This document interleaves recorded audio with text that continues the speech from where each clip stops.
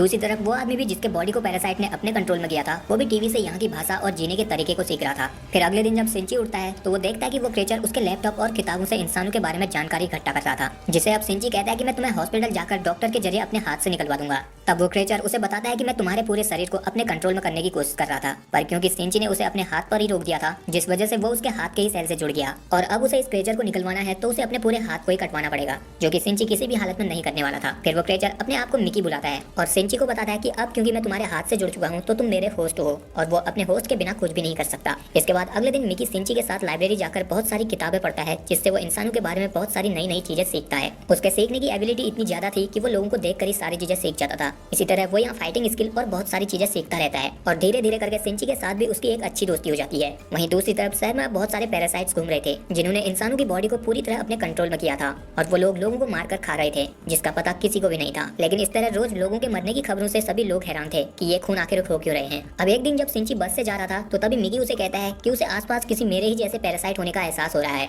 इसलिए वो बस रुकवाकर सिंची को एक शॉप के अंदर ले जाता है, जहाँ की एक आदमी जो कि पैरासाइट के कंट्रोल में था वो किसी इंसान को मारकर खा रहा था। तब उसे भी एहसास होता है कि सिंची के अंदर एक पैरासाइट है, इसलिए वो सिंची को भी खाने के लिए एक मांस का टुकड़ा देता है, जिसे कि सिंची मना कर देता है। तब उस पैरासाइट को पता चल जाता है कि सिंची का दिमाग अभी भी उसके कंट्रोल में है और पैरासाइट तो बस उसके हाथ से जुड़ा है। तो